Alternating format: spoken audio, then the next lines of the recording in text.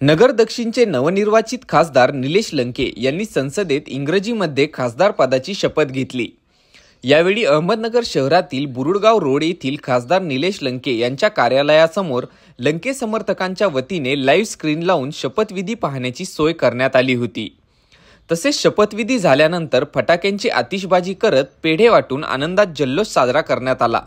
यावेळी माजी महापौर भगवानराव फुलसौंदर, अमोल कांबळे, प्रवीण वारोळे, गणेश रोडे, सचिन कराळे, सागर जपकर, शिवाजी कराळे, संचित निकम, रवी धनवटे, सौरभ सुंबे, सुरेश कसाब, अक्षय शिंदे, गणेश तोडमल आणि निलेश लंके प्रतिष्ठानचे सर्व कार्यकर्ते उपस्थित होते।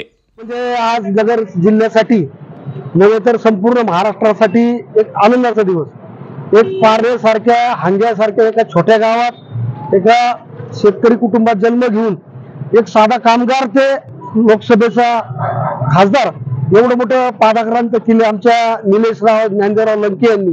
तर म्हणजे ही निवडणूक ते जिंकतील असा सर्वसामान्य माणसाला प्रश्न पडला होता, परंतु जनता ही जनार्दन आहे।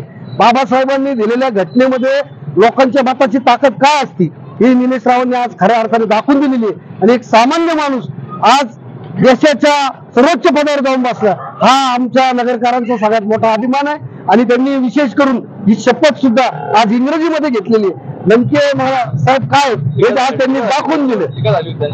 आज निवडणुकीच्या राजकारणामध्ये त्यांच्यावर काय टीका झाल्या हे आपण सगळ्यांनी पाहिलेले, परंतु कोणत्याही टीकेला उत्तर न देता प्रत्येकाच्या प्रश्नाला आपल्या कामातून त्यांनी आपलंसं केलं आणि हा विजय मिळवलेला आहे हा सर्वसामान्य कार्यकर्त्याचा विजय आहे असं आम्ही मानतो। खरं म्हणजे लंके साहेब हे मूळचे शिवसैनिक होते आणि एक शिवसैनिक आज तिथे पोहोचला याचा आम्हाला अभिमान आहे।